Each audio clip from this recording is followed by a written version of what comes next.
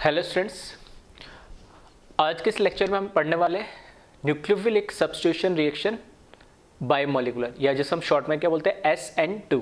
SN1 हम पढ़ चुके हैं, अब हम पढ़ने वाले हैं SN2 और उसी फॉर्म में मैंने लिखा है S से सब्स्टिट्यूशन, N से न्यूक्लियोफिलिक और 2 का मतलब होता है बायोमोलिकुलर। 1 का मतलब था यूनिमोलिकुलर, ठीक है, और यहाँ पर 2 का मतलब है बायोमोलिकुलर। किस रेफरेंस में या किस रेस्पेक्ट में बायोमोलिकुलर या यूनिमोलिकुलर है वो मैं अभी आगे डिस्कस करने वाला हूँ, ठीक है। नॉर्मल भाई रिएक्शन सेम ही है, ठीक है। रिएक्शन होने के तरीके दो है, ठीक है। तो SN1 होने का एक तरीका था कि वो 2 स्टेप में रिएक्शन होती थी, पहले कार्बोकेटाइन बनाता था, फिर कार्बोकेटाइन के साथ न्यूक्लियोफाइल रिएक्ट करता था। SN2 में क्या है, सेम रिएक्शन हो रही लेकिन उसका होने का तरीका बदल गया, ठीक है। कैसे वो देखते हैं हम।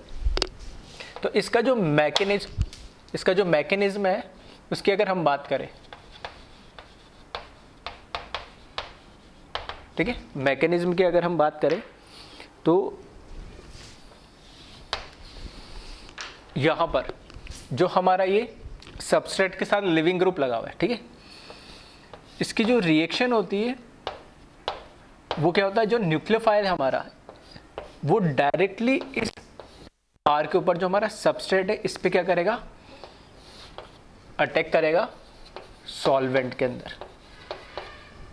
तो इस केस में क्या हो रहा होता है कि यहां पर, या इसको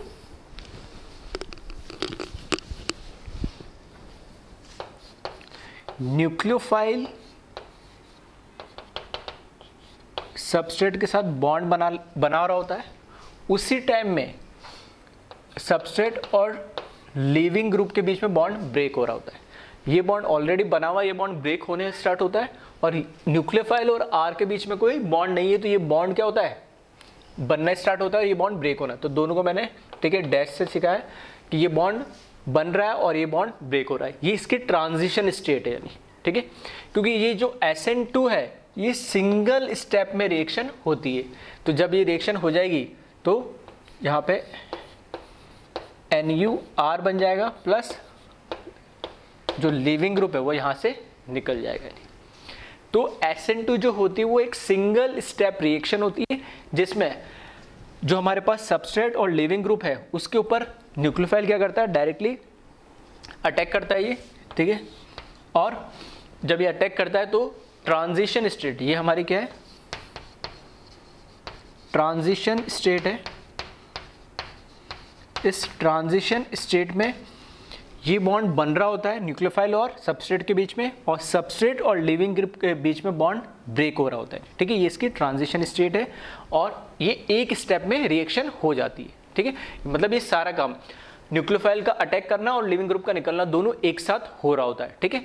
इस रिएक्शन को हम क्या बोलते हैं, SN2 टाइप बोलते हैं, न्यूक्लियोफिलिक सब्स्टिट्यूशन बायोमोलिकुलर रिएक्शन बोलते हैं, ठीक है। अब इसमें इसकी बात करें, अगर हम कैरेक्टरिस्टिक की बात करें, ठीक है, कैरेक्टरिस्टिक की बात करें तो ठीक है, एक बार इसको कॉपी कर ले, मैं ऊपर ही लिख रहा हूँ, वीडियो को पॉज करके कॉपी कर लेना। यहाँ ऊपर लिख रहा हूँ मैं कैरेक्टरिस्टिक।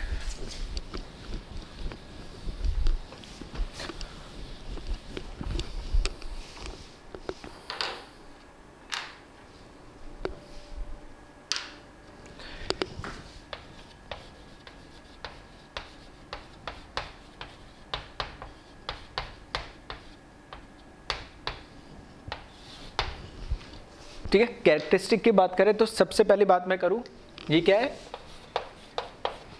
जो SN1 थी वो क्या थी, 2 स्टेप रिएक्शन थी, जबकि ये क्या है, सिंगल स्टेप रिएक्शन है। ये क्या है, सिंगल स्टेप रिएक्शन है, जबकि SN1 क्या थी, 2 स्टेप रिएक्शन थी। सेकंड बात करें हम इसकी रेट की, ठीक है, तो रेट को एक बार समझ लेना, इसे समझाता हूँ। जो रिएक्शन की रेट है SN1 में क्या था, हमारे पास जो सबस्ट्रेट, जो हमारे पास रिएक्टेंट था, सबस्ट्रेट प्लस लिविंग ग्रुप का जो कॉम्बिनेशन था, सिर्फ उसकी कंसंट्रेशन पे उसकी रेट डिपेंड कर रही थी। लेकिन अब यहाँ SN2 में देखोगे, क्योंकि यहाँ पे न्यूक्लियोफाइल का अटैक होता है और तब जब अटैक होता है तभी लिविंग ग्रुप भी क्या होता है, निकल रहा होता है, तो इसकी कंसंट्रेशन पे तो डिपेंड करेगा ही करेगा। साथ के साथ हमारे पास क्या, हमारे पास जो न्यूक्लियोफाइल है उसकी कंसंट्रेशन और साथ के साथ अगर मैं बोलूँ स्ट्रेंथ पे भी डिपेंड करेगा, ठीक है। उस पर फर्दर मैं आगे डिस्कस करूंगा, अभी ये बात कर रहा हूँ क्योंकि रेट लॉ लिखना है, तो रेट लॉ के अंदर न्यूक्लियोफाइल एज वेल एज किस पे, हमारे पास जो सबस्ट्रेट प्लस लिविंग ग्रुप का जो कॉम्बिनेशन है, ये जो हमारा रिएक्टेंट है, ये इसकी कंसंट्रेशन एज वेल एज इसके कंसंट्रेशन पे डिपेंड कर रहा है। और मैंने लास्ट लेक्चर में भी बताया था कि जो सिंगल स्टेप रिएक्शन होती है उसमें जो रिएक्टेंट है, जितने रिएक्टेंट आ रहे हैं वही उसके क्या बन जाते हैं, रेट लॉ एक्सप्रेशन में उन पे डिपेंडेंस बन जाती है, ठीक है। और उसको मैंने बोला था फर्दर केमिकल काइनेटिक्स में और डिटेल में स्टडी करेंगे, लेकिन यहाँ से भी तुम्हें दिख रहा है एक स्टेप में रिएक्शन हो रही है और दोनों की कंसंट्रेशन पे क्या करेगा, डिपेंड करेगा। तो अगर मेरे को रेट लॉ एक्सप्रेशन लिखना है, रेट लॉ एक्सप्रेशन यहाँ पे लिखेंगे,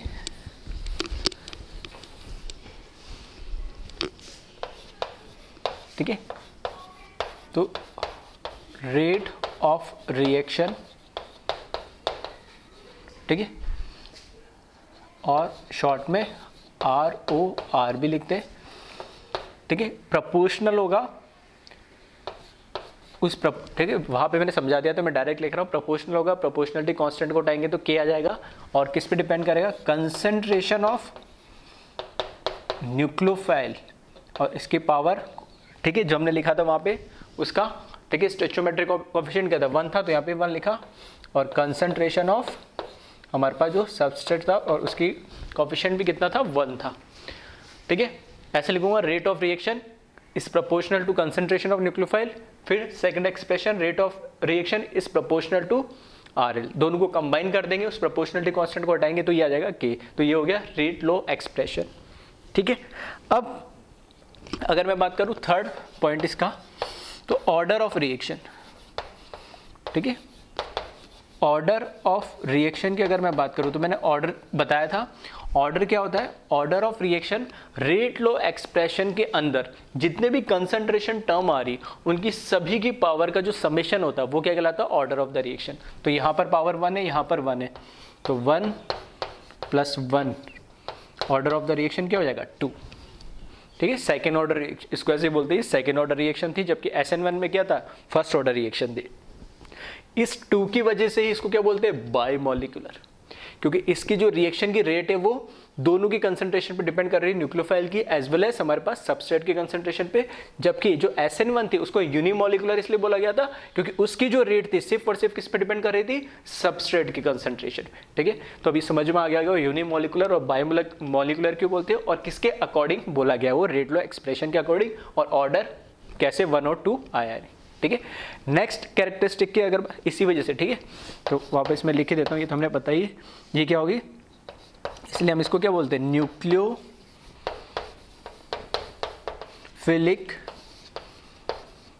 substitution bye molecular, that is short में हम इसको क्या लिखते हैं, SN2, ठीक है। 2 ऊपर लगा लो, नीचे लगा लो, सामने लिखो, कोई फर्क उससे नहीं पड़ता है। अब आ जाओ नेक्स्ट 5th पॉइंट, रेट, ठीक है। रिएक्शन की रेट किस पे डिपेंड करी है, तो रेट लॉ एक्सप्रेशन लिखा हमने, ठीक है। जो रिएक्शन की रेट है, ठीक है, एक एक करके हम बात करते हैं। पहले मैं बात करता हूँ किसकी, क्योंकि 4 फैक्टर होते हैं हमारे पास, सबस्ट्रेट, लिविंग ग्रुप, ठीक है, फिर न्यूक्लियोफाइल और सॉल्वेंट। तो सबसे पहले मैं सबस्ट्रेट की बात कर रहा हूँ। देखो सबस्ट्रेट, अगर यहाँ बता दो, अगर मेरे पास कोई X, Y, Z और W, अब यहाँ पर मान लो, यहाँ पर W की जगह मैंने L लगा दिया, ये मेरा लिविंग ग्रुप है, और यहाँ पर क्या, ये न्यूक्लियोफाइल है, और न्यूक्लियोफाइल क्या कर रहा है, इसको पर अटैक कर रहा है, ठीक है। इसको पर इस तरीके से जब अटैक कर रहा होगा तो उस टाइम में ये लिविंग ग्रुप क्या हो रहा होगा, निकल रहा होगा, दोनों काम एक साथ हो रहे थे। अब जहाँ पे लिविंग ग्रुप लगा हुआ है, जहाँ पे लिविंग ग्रुप, ठीक है, इसको और थोड़ा अच्छे से मैं समझाऊंगा स्टीरियो केमिस्ट्री इसी के कैरेक्टरिस्टिक में। अभी थोड़ा सा एक आइडिया दे रहा हूँ कि जहाँ पे लिविंग ग्रुप लगा होगा वहाँ से तो न्यूक्लियोफाइल आएगा नहीं। न्यूक्लियोफाइल कहाँ से आएगा, जहाँ लिविंग ग्रुप लगा हो उसके अपोजिट साइड से न्यूक्लियोफाइल हमेशा आने की कोशिश करता है, ठीक है, अटैक करने की कोशिश करता है, किसके अंदर, SN2 के अंदर, क्योंकि दोनों काम एक साथ हो रहा होता है। ऐसा नहीं कि एक निकल रहा है और एक दूसरा वहीं से ऐड हो जाएगा, ऐसा नहीं। जहाँ से लिविंग ग्रुप निकल रहा है उसके अपोजिट साइड से क्या आता है, न्यूक्लियोफाइल आता है। तो जब ये न्यूक्लियोफाइल आ रहा है तो उस केस के अंदर जो हमारे पास उस कार्बन एटम के ऊपर जो रिमेनिंग ग्रुप्स लगे हुए, फॉर एग्जांपल जहाँ पे X लगा हुआ है, Y लगा हुआ है और कौन लगा हुआ है, Z लगा हुआ है, तो ये जो दूसरे ठीक है, नेबरिंग एटम्स या ग्रुप ऑफ एटम जो लगे हुए एक्स वाई जेड, इनकी साइज क्या है वो अफेक्ट करेगी किसको, न्यूक्लियोफाइल के आने की स्पीड को। अगर ये छोटे छोटे एटम्स या क्या होंगे, ग्रुप होंगे, ये सराउंडिंग एटम, तो इजीली ये इसके ऊपर अटैक कर पाएगा, क्योंकि इसके ऊपर क्या होगी, क्राउडिंग, स्टेरिक क्राउडिंग कम होगी, तो इजीली, क्योंकि ये तीनों बॉन्ड तो एज इट इज रहेंगे, ब्रेक तो होगा नहीं, ऑलरेडी लिविंग ग्रुप अभी पूरा तो टूटा नहीं, वो भी धीरे धीरे दूर जा रहा होगा। तो इसमें क्या है, क्या sp3 हाइब्रिडाइज एक तरीके से 109 डिग्री का एंगल होगा, तो जितने उसमें स्पेस मिलेगी तभी तो न्यूक्लियोफाइल आ पाएगा नहीं। तो जितने सराउंडिंग एटम्स या नेबरिंग एटम की साइज छोटी होगी या उतना ही इजी क्या होगा, न्यूक्लियोफाइल इसके ऊपर इजीली आ पाएगा। अगर ये बल्कि बड़े बड़े ग्रुप्स ऐसे लगा दूंगा मैं, ठीक है, बड़े बड़े ग्रुप लगा दूंगा, तो न्यूक्लियोफाइल का आना थोड़ा सा क्या हो जाएगा, मुश्किल हो जाएगा, और रेट ऑफ रिएक्शन क्या हो जाएगी, स्लो हो जाएगी। तो जो रेट ऑफ रिएक्शन, अगर मैं सबस्ट्रेट की बात करूं, तो सबस्ट्रेट के अंदर जितना बल्कीनेस, या मैं बोलता हूं जितने सराउंडिंग एटम या नेबरिंग एटम की साइज जितनी छोटी होगी उतनी रेट ऑफ रिएक्शन क्या होगी, ज्यादा। इनकी साइज जितनी बड़ी होगी रेट ऑफ रिएक्शन उतनी ही क्या होगी, कम हो जाएगी। ठीक है, सबस्ट्रेट की अगर बात करें तो ये लिख रहा हूं मैं, जो रेट है, ठीक है, जो रेट है उसको मैं ऐसे लिख सकता हूं, is inversely proportional to bulkiness of surrounding लिख लेना या नेबरिंग लिख लेना, सराउंडिंग एटम और ग्रुप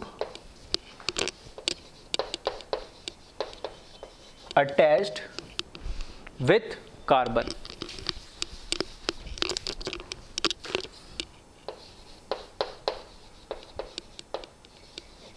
ठीक है, अटैच विथ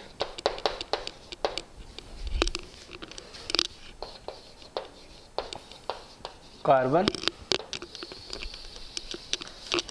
और इसको इस तरीके से लिख दिया इनवर्सली, मतलब जितना सराउंडिंग ग्रुप जितने ज़्यादा बल्कि होंगे रेट उतनी ही कम होगी, या जो सराउंडिंग एटम की बल्कीनेस या साइज जितनी छोटी होगी, ठीक है, रेट उतनी ही क्या होगी, ज़्यादा हो जाएगी। ठीक है, और इसको और चाहो तो दैट इज ये बना के लिख लेना साइड में, दैट इज साइज किसकी बात कर रहा हूँ मैं, x, y, z, इनकी बात कर रहा हूँ मैं, जो सराउंडिंग एटम्स या ग्रुप लगे हुए यानी। ठीक है, तो फर्स्ट फैक्टर हुआ ये तो सबस्ट्रेट। फिर नेक्स्ट फैक्टर की बात करता हूँ मैं, लिविंग ग्रुप की यानी। ठीक है, तो कैरेक्टरिस्टिक में इसको एक बार वीडियो पॉज करके कॉपी कर लेना। नेक्स्ट 6 पॉइंट में लिख रहा हूँ,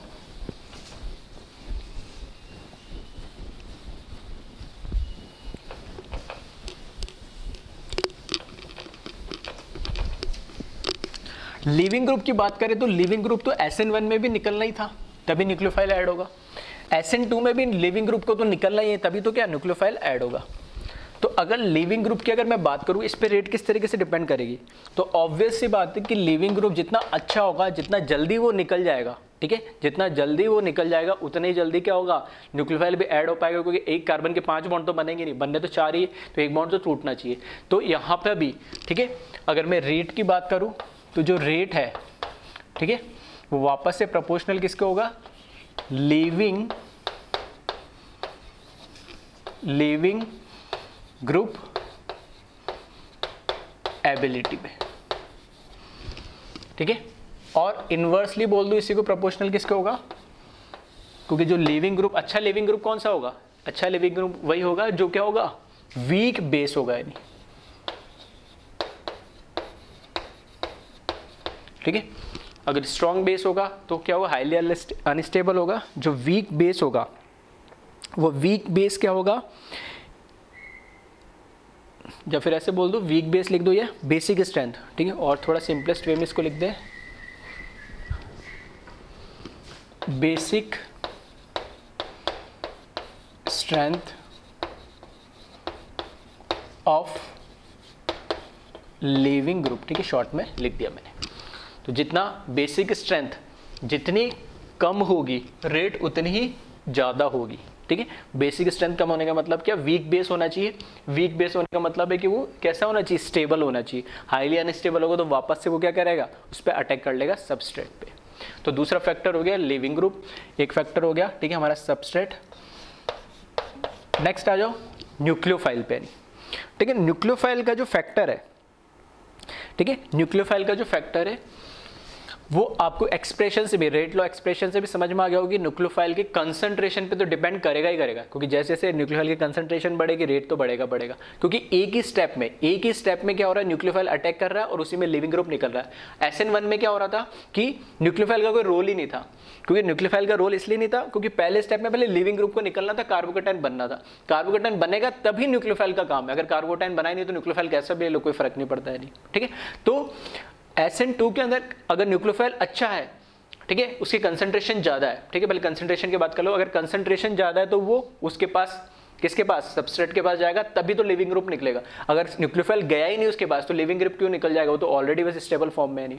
दूसरा, अगर स्ट्रॉन्ग न्यूक्लियोफाइल होगा, ठीक है, मैंने क्या बोला स्ट्रॉन्ग, मैं स्ट्रेंथ की बात कर रहा हूँ, अगर स्ट्रॉन्ग न्यूक्लियोफाइल होगा तो स्ट्रॉन्ग न्यूक्लियोफाइल जैसे चार्ज जो पार्टिकल्स होते हैं जिन पे नेगेटिव चार्ज हो, हाईली अनस्टेबल है, तो उतना ही जल्दी स्टेबल होने के लिए वो सबस्ट्रेट के ऊपर क्या करेगा, अटैक करेगा, और जितना जल्दी अटैक करेगा तो उतना लिविंग ग्रुप भी उससे क्या नहीं करेगा, जल्दी निकलना चाहेगा और वो रिएक्शन फॉरवर्ड डायरेक्शन में आएगी। तो concentration as well as strength दोनों फैक्टर पे डिपेंड करेगा किसकी, rate of reaction of SN2। तो यहां पे लिख लेना, rate is proportional to concentration and strength of nucleophile। जितना स्ट्रॉन्ग न्यूक्लियोफाइल होगा उतना ही रेट ऑफ रिएक्शन ज्यादा होगी। SN1 में वीक न्यूक्लियोफाइल इसलिए क्यों बोल रहे थे, क्योंकि अगर स्ट्रॉन्ग न्यूक्लियोफाइल अगर मैं SN1 में ले लेता तो हो सकता था शायद वो स्ट्रॉन्ग इतना हाईली अनस्टेबल हो कि पहले स्टेप में जाके क्या कर ले, वो कार्बोकेटाइन बनने से पहले अटैक कर ले और वो SN1 ना देके क्या दे देगा, SN2 दे देगा। इसलिए मैंने बोला था फेवरेबल कंडीशन में क्या, फेवरेबल कंडीशन में SN1 के अंदर फेवरेबल कंडीशन में वीक क्या होना चाहिए, न्यूक्लियोफाइल होना चाहिए, ठीक है। ये हो गया थर्ड फैक्टर। फोर्थ अगर मैं फैक्टर की बात करूं, ठीक है, कैरेक्टरिस्टिक में सॉल्वेंट की, तो वहां पर, ठीक है, वहां पर हमने क्या बोला था, जो सॉल्वेंट होता है, ठीक है, जो सॉल्वेंट होता है वो सॉल्वेंट वहां पर हम कैसे लेते हैं, पोलर प्रोटिक सॉल्वेंट लेते हैं, किसके अंदर, SN1 में। क्यों, क्योंकि वहां पे हमें कैटायन और एनायन का दोनों का क्या करना होता है, सॉल्वेशन करना होता है, स्टेबलाइज करना होता है। और अगर सॉल्वेंट ही मेरा क्या बन जाए, न्यूक्लियोफाइल बन जाए, तो और सबसे बेस्ट कंडीशन हो जाए। अब यहाँ पर क्या है, क्योंकि कार्बोकेटाइन तो कोई बनना नहीं है, कार्बोकेटाइन बनना नहीं है तो उसको स्टेबलाइज भी नहीं करना, तो अगर मैंने यहाँ पे पोलर प्रोटिक सॉल्वेंट ले लिया तो कोई मतलब ही नहीं रहा। तो मैं कैसा लूँ इसमें, पोलर एप्रोटिक सॉल्वेंट लूँ, यानी पोलर एप्रोटिक सॉल्वेंट क्यों लूं, अगर मैंने पोलर प्रोटिक सॉल्वेंट ले लिया तो देखना, पोलर प्रोटिक अगर सॉल्वेंट ले लिया तो हमारे पास जो न्यूक्लियोफाइल है जिसके ऊपर रेट ऑफ रिएक्शन डिपेंड कर रही है, अगर मैंने पोलर प्रोटिक सॉल्वेंट लिया जिसके ऊपर रेट ऑफ रिएक्शन डिपेंड कर रही है, तो पोलर प्रोटिक सॉल्वेंट पहले ही क्या कर देगा, न्यूक्लियोफाइल को सॉल्वेट कर देगा, इसका सॉल्वेशन कर देगा, तो इसकी जो स्पीड है मूव करने की या उस पर अटैक करने की जो स्ट्रेंथ है उसको क्या कर देगा, कम कर देगा, पहले सॉल्वेंट इसको क्या कर लेगा, सराउंड कर लेगा। इसलिए SN2 में फेवरेबल कंडीशन के लिए सॉल्वेंट कैसा होना चाहिए, अप्रोटिक होना चाहिए, ठीक है, अप्रोटिक होना चाहिए, ताकि वो क्या करे, ये एनायन, क्योंकि अप्रोटिक सॉल्वेंट की खासियत क्या होती है, वो एनायन को सॉल्वेट नहीं करवा पाता है। अगर वो एनायन को सॉल्वेट नहीं करवा पाएगा तो न्यूक्लियोफाइल फ्री रहेगा तो इजीली क्या करेगा, सबस्ट्रेट पे अटैक कर देगा, ठीक है। तो फेवरेट यहां बात करूं अगर मैं सॉल्वेंट की, ठीक है, तो जो सॉल्वेंट होता है, ठीक है, तो यहां पे लिख देता हूं, polar aprotic solvent is favorable for SN2 reaction because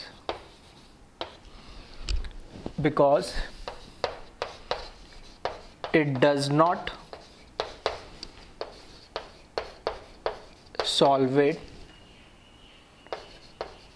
anion, that is जो हमारा यहाँ पर क्या है, न्यूक्लियोफाइल है, क्योंकि न्यूक्लियोफाइल पे भी चार्ज होगा कुछ ना कुछ, ठीक है, और स्ट्रॉन्ग न्यूक्लियोफाइल चाहिए हमें, तो दैट इज न्यूक्लियोफाइल। तो चारों फैक्टर की हमने क्या कर ली, यहाँ पर बात कर ली है कि चारों फैक्टर किस तरीके से डिपेंड करेंगे। जो हमारे पास सबस्ट्रेट है वो बल्कीनेस नहीं होना चाहिए, ठीक है, रेट लिविंग ग्रुप की एबिलिटी पे डिपेंड करेगा, जितना अच्छा लिविंग ग्रुप निकल जाएगा जितनी जल्दी उतनी फास्ट रेट ऑफ रिएक्शन होगी। न्यूक्लियोफाइल जितना स्ट्रांग होगा और जितनी ज़्यादा उसकी कंसंट्रेशन होगी उतना ही जल्दी रेट होगा, ठीक है, क्योंकि न्यूक्लियोफाइल डायरेक्ट अटैक करेगा। और सॉल्वेंट कैसा होना चाहिए, पोलर अप्रोटिक होना चाहिए, क्योंकि वो क्या करेगा फिर न्यूक्लियोफाइल को सॉल्वेट नहीं कर पाएगा, उसको सराउंड नहीं करेगा, तो न्यूक्लियोफाइल इजिली क्या कर पाएगा, मूव कर पाएगा, क्योंकि न्यूक्लियोफाइल पे ही रेट क्या कर रही है, डिपेंड कर रही है, ठीक है। इनको कॉपी कर ले एक बार। नेक्स्ट कैरेक्टरिस्टिक की अगर मैं बात करूं तो वहां पर किसमें, SN1 में हम बोलते थे फॉर्मेशन ऑफ कार्बोकेटाइन होता था। कार्बोकेटाइन का फॉर्मेशन होता था तो उसका रीअरेंजमेंट भी पॉसिबल होता था, यानी ठीक है। तो कार्बोकेटाइन का रीअरेंजमेंट पॉसिबल था किसके अंदर, SN1 के अंदर। लेकिन SN2 के अंदर तो कोई कार्बोकेटाइन का फॉर्मेशन है ही नहीं, ट्रांजिशन स्टेट बन रही है जिसमें एक बॉन्ड पार्शियल ब्रेक हुआ, एक बॉन्ड पार्शियल बन रहा है। तो जब कार्बोकेटाइन का फॉर्मेशन ही नहीं हो रहा है, ठीक है, एक्चुअल कार्बोकेटाइन का फॉर्मेशन नहीं आ रहा है, तो उसमें कोई रीअरेंजमेंट की पॉसिबिलिटी भी नहीं है, ठीक है। तो नेक्स्ट कैरेक्टरिस्टिक दोनों में अगर डिफ्रेंशिएट करें तो no possibility of rearrangement of carbocation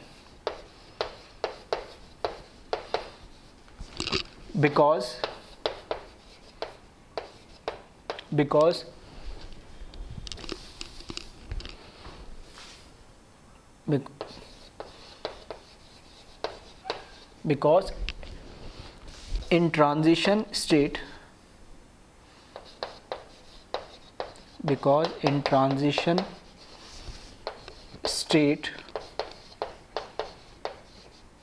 there is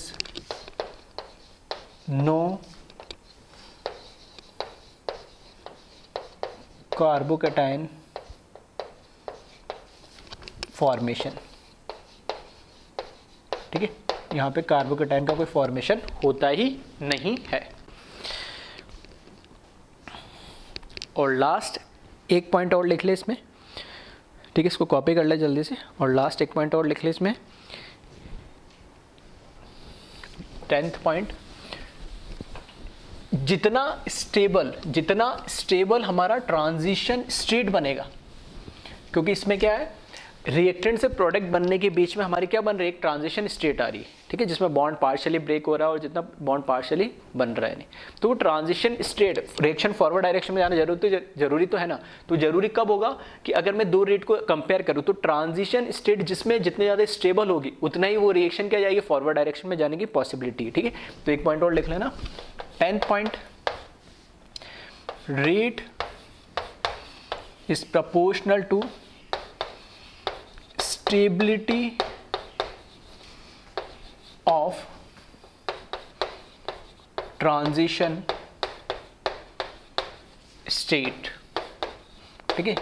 अगर दो रिएक्शन को अगर मैं कंपेयर करूं तो जिसमें ट्रांजिशन स्टेट जितनी स्टेबल होगी उतनी ही ज़्यादा क्या होगी, वो रेट ऑफ रिएक्शन होगी। और लास्ट पॉइंट जो मैं बात कर रहा था स्टीरियो केमिस्ट्री की, ठीक है, जैसे SN1 में हमने बात करी थी, तो SN1 में क्या बनता था, कार्बोकेटाइन बनता था, कार्बोकेटाइन sp2 प्लेनर बनता था। तो उस केस में जब न्यूक्लियोफाइल सेकंड स्टेप में अटैक करता था तो दोनों पॉसिबिलिटी होती थी कि वो टॉप से भी करे बॉटम से भी करे, ठीक है। तो इस केस में वहां पर हमें क्या बनता था, एनेंटियोमर्स मिलते थे, जिसे हम क्या बोलते हैं, रेसिमाइजेशन पॉसिबल है। अब यहाँ पर क्या हो रहा है, क्योंकि यहाँ पर तो क्या बन रहा है, ट्रांजिशन स्टेट बन रही, कार्बोकेटाइन का तो फॉर्मेशन नहीं हो रहा है, तब क्या चीज़ हो रही है वो देखिए, ठीक है। लास्ट पॉइंट ये इंपॉर्टेंट है, स्टीरियो केमिस्ट्री, ठीक है। स्टीरियो केमिस्ट्री की अगर हम बात करें तो देखना यहाँ पे मैंने ले लिया, ये कार्बन है, ठीक है, इसके ऊपर ये X ग्रुप लगा हुआ है, यहाँ Y ग्रुप लगा हुआ है, यहाँ Z ग्रुप लगा हुआ है, और ये मेरा लीविंग ग्रुप है। यहाँ पे न्यूक्लियोफाइल ले लिया मैंने कोई, जो इसके ऊपर इसके साथ रिएक्ट करेगा, तो न्यूक्लियोफाइल यहाँ पर इसके ऊपर अटैक कर रहा है। ट्रांजिशन जो स्टेट होगी, ठीक है, जो ट्रांजिशन स्टेट होगी उसमें क्या हो रहा है कि ये बॉन्ड इसके साथ पार्शियल बनेगा और ये बॉन्ड पार्शियल ब्रेक हो रहा होगा। तो यहाँ पे जो ट्रांजिशन स्टेट है, X Y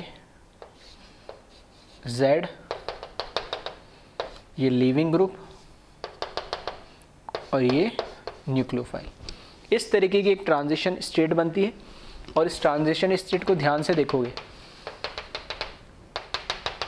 ठीक है, तो अगर मैं मानूं कि ये कार्बन XYZ ये इस प्लेन के अंदर है, तो एक न्यूक्लियोफाइल आगे इस साइड होगा और लिविंग ग्रुप पीछे होगा, या इसी ऐसे में ले लूँ तो अगर न्यूक्लियोफाइल और लिविंग ग्रुप इस प्लेन में है तो ये कार्बन ऐसा है, ठीक है, कार्बन ऊपर X इधर Y और आपकी तरफ Z, Y अंदर की तरफ Z, ठीक है, इस तरीके से। तो ऐसे बॉन्ड एक बन रहा, यहाँ पे बॉन्ड बना रहा है न्यूक्लियोफाइल और इधर से लिविंग ग्रुप के साथ बॉन्ड ब्रेक हो रहा है। तो ये इसको देखोगे तो कैसा दिखेगा तुम्हें, एक तरीके से ये तो हो गया प्लेनर और एक अबाव और एक बिलो, ठीक है, तो ट्राइगोनल बाई पिरामिडल टाइप इसमें ट्रांजिशन स्टेट बनती है, ठीक है। जो ये ट्रांजिशन स्टेट है, ठीक है, ये जो ट्रांजिशन स्टेट है, ठीक है, वो ट्रांजिशन स्टेट कैसी है, ट्राइगोनल बाई पिरामिडल टाइप, ठीक है, trigonal bi pyramidal type transition state है। अब इस केस में हो क्या रहा है, देखो अभी ये इस तरीके से था जहां लिविंग ग्रुप लगा है और 3, ठीक है, ये अभी तो नॉन प्लेनर था, sp3 हाइब्रिडाइज था यानी, ठीक है। यहां पर क्या है, ये तो बॉन्ड दोनों कैसे हो गए, पार्शियल टाइप हो गए, तो एक्चुअल में ये कैसा हो गया, sp2 टाइप हो गया, प्लेनर टाइप। तो जहां से लिविंग ग्रुप, ठीक है, जहां से लिविंग ग्रुप हट रहा है वहां से तो न्यूक्लियोफाइल नहीं आ रहा, उसके कहां से आ रहा है, बैक साइड से आ रहा है नहीं। तो इस केस में क्या हो रहा है कि जो बॉन्ड है रिमेनिंग X, Y और Z, ठीक है, ये जो X, Y और Z जो बॉन्ड थे, ठीक है, और इसको मैं अगर स्पेसिफिक कर दूं, ठीक है, तो इसको देखना और आपको क्लियर समझ में आए, तो मैंने इसको इस तरीके से कर दिया, ठीक है। अब इसमें क्या है, X और जो लिविंग ग्रुप है वो तो है प्लेन के अंदर, ठीक है, X और जो लिविंग ग्रुप है वो प्लेन के अंदर है, Y इस प्लेन के पीछे और Z इस प्लेन के आगे। यानी जब न्यूक्लियो ट्रांजिशन स्टेट बनी तो ये तीनों एक प्लेन के अंदर आ गए, ठीक है, तो मैंने इससे दिखाया और ये बॉन्ड टूट रहा है, बॉन्ड ब्रेक हो रहा है। तो जब ये फाइनल बॉन्ड जब बन जाएगा, ठीक है, तो इसमें देखना ये कार्बन और इधर हो गया X और इधर कौन आ जाएगा, ये न्यूक्लियोफाइल आ जाएगा। तो न्यूक्लियोफाइल और X हो गए सेम प्लेन के अंदर और यहां पे Z प्लेन के जो बाहर था वो इधर आ गया और ये Y प्लेन के अंदर इधर आ गया। मतलब X और Y में तो कोई चेंज नहीं हुआ, Y पहले भी प्लेन के अंदर था, Z प्लेन के बाहर था और X और L इस साइड में थे। लेकिन अब यहां पर क्या हो गया, जो बॉन्ड है एक तरीके से क्या हुआ, ऐसे समझ लेना, जैसे ये बॉन्ड थे, ठीक है,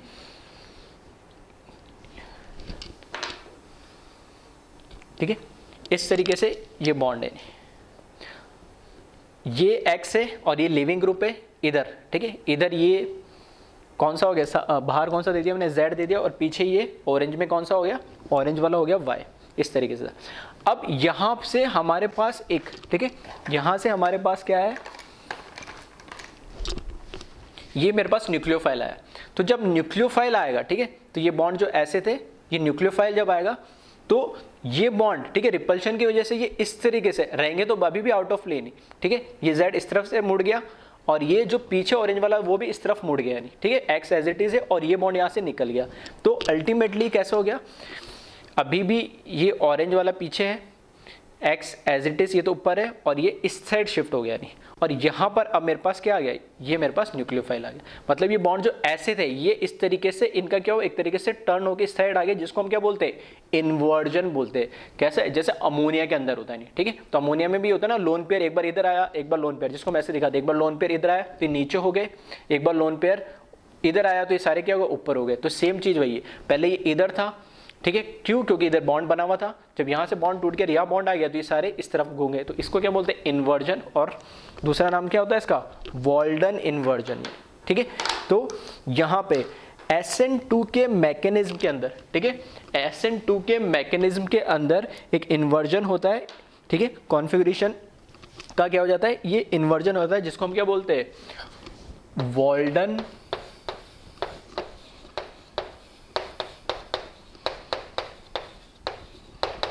इन्वर्जन होता है। आई बात समझ में, तो यहां पर वॉल्डन इन्वर्जन हो जाता है, किस केस के अंदर, SN2 के अंदर बॉन्ड्स उनकी क्या होते हैं, पोजिशंस चेंज कर लेते हैं, नहीं ठीक है। और चाहो तो यहाँ पे प्लस, यहाँ पे नीचे लिखना प्लस जो लिविंग ग्रुप निकला है, नहीं ठीक है। तो इस तरीके से इसमें ये trigonal bipyramidal type transition state बनती है, ठीक है, जिसके अंदर ये प्लेनर हो जाते हैं। जब न्यूक्लियोफाइल अटैक करता है तो लिविंग ग्रुप निकलता है, तो ये जो बॉन्ड इधर थे वो सारे के सारे अपनी पोजीशन चेंज करके उस साइड पलट से जाते हैं, और इसी को हम क्या बोलते हैं, वॉल्डन इन्वर्जन, स्टीरियोकेमिस्ट्री।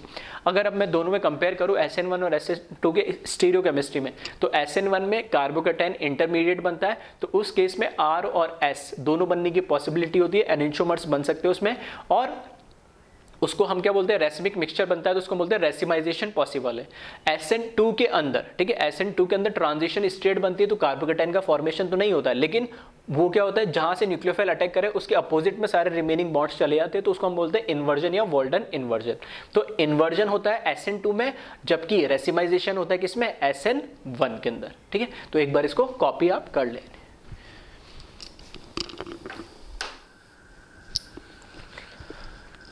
अब कुछ न्यूमेरिकल्स हम इस पे देख लेते हैं। क्वेश्चन क्या, कंपेयर रेट ऑफ SN2 की रेट कंपेयर बतानी है दोनों के अंदर, ठीक है। फर्स्ट के अंदर एक ही कंपाउंड है, एक ही कंपाउंड है, तो मैंने बताया था SN1 में भी किस तरीके से क्वेश्चंस करते हैं, जहां पे डिफरेंस हो उसी को हम कंपेयर करेंगे। तो 1 2 3 4 1 2 3 4, ठीक है, सबस्ट्रेट सेम है, यहाँ लिविंग ग्रुप क्लोरीन है, यहाँ लिविंग ग्रुप आयोडीन है, तो लिविंग ग्रुप पे कैसे रेट डायरेक्टली प्रोपोर्शनल होती है, तो जो अच्छा लिविंग ग्रुप होगा, ठीक है, उसकी रेट ऑफ रिएक्शन उतनी क्या होगी, अच्छी होगी। सेकंड में चेक करें, बेंजीन के साथ क्लोरीन लगा या बेंजीन के साथ CH2Cl लगा, मतलब Cl और Cl दोनों लिविंग ग्रुप पे ये आ गया इस बार सेम, तो डिपेंड किस पे करेगा, सबस्ट्रेट पे। अब सबस्ट्रेट पे कैसे डिपेंड कर रहा है, तो इसको ध्यान से देखोगे तो यहाँ पे डबल सिंगल लोन पेयर, तो यहां पर क्या करेगा, ये रेजोनेंस हो रहा है, कॉन्जुगेशन हो रहा है, कॉन्जुगेशन होगा तो इस सिंगल बॉन्ड के अंदर क्या आ जाएगा, डबल बॉन्ड कैरेक्टर आ जाएगा, ठीक है। यहां पर क्या हो जाएगा, ये डबल बॉन्ड कैरेक्टर आ गया किसके अंदर, इसके अंदर, इस बॉन्ड के अंदर, जबकि यहां पर कोई कॉन्जुगेशन डायरेक्ट नहीं है, ठीक है, यहाँ कोई रेजोनेंस में जा ही नहीं रहा इसका लोन पेयर, तो ये कैसा सिंगल बॉन्ड है। तो जब ये लिविंग ग्रुप निकलेगा तो इसको निकलने के लिए जो एनर्जी चाहिए होगी, वो सिंगल बॉन्ड को तोड़ने के लिए जो एनर्जी चाहिए वो चाहिए होगी। यहाँ पे जब लिविंग ग्रुप निकलेगा तो इस बॉन्ड को तोड़ने के लिए जो एनर्जी चाहिए होगी सिंगल बॉन्ड से ज़्यादा चाहिए होगी, हाँ डबल बॉन्ड से कम चाहिए होगी, लेकिन सिंगल बॉन्ड से तो कुछ ज़्यादा होगी, क्योंकि वहाँ पर क्या आ गया, रेजोनेंस की वजह से डबल बॉन्ड कैरेक्टर आ गया। तो कौन ईजिली बॉन्ड ब्रेक होगा, ये वाला, ठीक है। तो रेट ऑफ रिएक्शन किसकी ज़्यादा होगी, सेकंड वाले के। थर्ड देखिए, थर्ड के अंदर क्या हो गया, 1 2 3 4 5 1 2 3 4 5, ठीक है, 1 2 3 4 5 और एक 6, 1 2 3 4 5 और एक 6, ठीक है। तो सबस्ट्रेट में नंबर ऑफ कार्बन तो क्या है, सेम है, लिविंग ग्रुप भी Cl दोनों ये भी क्या है, सेम है, तो फिर कैसे कंपेयर करेंगे, ठीक है। तो कंपेयर करने के लिए यहाँ देखिए, जो क्लोरीन जिस कार्बन से लगा है, ये कार्बन कैसा है 1 डिग्री, और ये कार्बन कैसा है 2 डिग्री। तो 1 डिग्री के ऊपर जब न्यूक्लियोफाइल आएगा, बैक अटैक करेगा, तो वहां पे 1 डिग्री पे क्या होता है, स्टेरिक हिंड्रेंस क्या होगी, कम होगी, स्टेरिक क्राउडिंग कम होगी। जबकि 2 डिग्री पे देख रहे हो, एक ये बड़ा ग्रुप हो गया, एक ये पूरा, यहाँ पर सिर्फ ये एक ही साइड से पूरा बड़ा ग्रुप है। तो हमें पता है कि 1 डिग्री जो कार्बन होगा सबसे लेस स्टेरिक हिंड्रेंस होगा, ठीक है, स्टेरिक क्राउडिंग सबसे कम होगी, उसके बाद 2 डिग्री में और सबसे ज्यादा 3 डिग्री में, ठीक है। तो SN2 के अंदर 1 डिग्री पे, ठीक है, सिर्फ कंपैरिजन मेरे को डिग्री के हिसाब से करना हो सबस्ट्रेट के, तो 1 डिग्री में सबसे ज़्यादा फास्ट रिएक्शन होगी, क्योंकि लेस स्टेरिक हिंड्रेंस होती है, लेस क्राउडिंग होगी, फिर उसके बाद 2 डिग्री में, 3 डिग्री में सबसे कम। तो यहाँ पे 2 डिग्री है, यहाँ पे 1 डिग्री है, तो रेट ऑफ रिएक्शन इसमें ज़्यादा होगी, ठीक है। नेक्स्ट अगर हम बात करें फोर्थ वाले में, तो फोर्थ में वापस से देखें, 1 2 3 4 5 और एक 6, 1 2 3 4 5 और एक 6, नंबर ऑफ कार्बन सेम है, लिविंग ग्रुप आयोडीन दोनों सेम है। तो कैसे लिविंग ग्रुप सेम हो गए और कुछ दे नहीं रखा, तो सबस्ट्रेट से हम क्या करेंगे, कंपेयर। यहाँ पे देखिए, तो यहाँ पे भी जिस कार्बन से लगा है ये भी 1 डिग्री है, और यहाँ पे भी ये क्या है 1 डिग्री, तो इससे भी कंपेयर नहीं कर सकते। फिर अब जिस कार्बन से लिविंग ग्रुप लगा है उस कार्बन के ऊपर कौन आना है, न्यूक्लियोफाइल आना है, तो उस न्यूक्लियोफाइल जब आएगा तो ये वाला कार्बन कितना स्टेरिक हिंड्रेंस, इसे हमें देखना है, तो इस कार्बन के जस्ट बगल में देखोगे तो यहाँ 2 हाइड्रोजन और एक ये पूरा ग्रुप लगा है, जबकि इस कार्बन के पास वाला देखोगे तो 1 हाइड्रोजन, 1 मिथाइल और ये पूरा ग्रुप लगा है। मतलब इसके रेस्पेक्ट में ये वाला जो नियर बाई कार्बन है वो क्या है, मोर स्टेरिकली क्राउडिंग है, यानी ठीक है, यहाँ पर स्टेरिक क्राउडिंग जबकि क्या कम है। तो इस तरीके से हमें कंपेयर करना है कि जिससे हमारा लिविंग ग्रुप लगा है उससे नियर बाई कार्बन, मतलब यानी उस कार्बन पे देख लो पहले स्टेरिक क्राउडिंग तो नहीं, अगर उस पे नहीं है तो उससे बगल में, उसमें नहीं है तो उससे नेक्स्ट, इस तरीके से आप चेक करते चलो। जहाँ स्टेरिक क्राउडिंग आ गई वहाँ पे रेट ऑफ रिएक्शन क्या हो जाएगी, कम हो जाएगी, ठीक है। तो दोनों में अगर बात करें तो रेट ऑफ रिएक्शन इसमें ज़्यादा होगी क्योंकि इससे नेक्स्ट कार्बन पे स्टेरिक क्राउडिंग कम है। तो एक बार इसको कॉपी कर ले, कुछ और क्वेश्चंस मैं दे रहा हूँ उनको सॉल्व करें, ठीक है। अब कुछ क्वेश्चंस दे रहा हूँ मैं, 2 रिएक्शंस लिख दे रहा हूँ, ऐसे क्वेश्चन भी मैंने करवाए थे SN1 के अंदर। तो उसके अंदर दोनों रिएक्शंस में से आपको बताना है कि कौन सी रिएक्शन में रेट ऑफ रिएक्शन ज़्यादा होगी। अब उसमें जो हमें लिख रखा है, सबस्ट्रेट लिख रखा है, साथ में न्यूक्लियोफाइल लिख रखा है या सॉल्वेंट लिख रखा है, जो हमें लिख रखा है उसके अकॉर्डिंग ही हमें, ठीक है, कंपेयर करना है। तो ठीक है, फर्स्ट इसमें हमें जो दे रखा है CH3Cl प्लस CH3CH2OH, एक रिएक्शन ये हो रही है, प्रोडक्ट से हमें मतलब नहीं है क्या बन रहा है। सेकंड CH3Cl प्लस CH3CH2O, ठीक है। 2 रिएक्शन दे दिए, दोनों में कंपेयर करना है रेट ऑफ रिएक्शन किसकी ज़्यादा होगी, ठीक है। इसको वीडियो को पॉज कर ले और सॉल्व करें इसको। नेक्स्ट क्वेश्चन,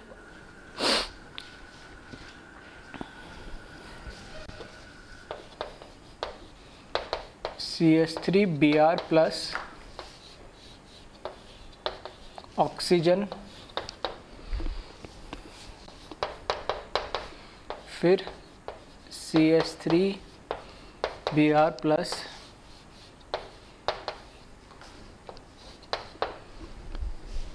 और इस केस में यहाँ पर मैं सॉल्वेंट लिख देता हूँ, ठीक है। फर्स्ट, फोर्थ, फिफ्थ वाले में सॉल्वेंट नहीं दे रखा है, इस केस में सॉल्वेंट दे दिया है।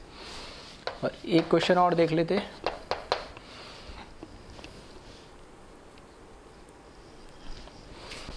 इसमें CH3Br प्लस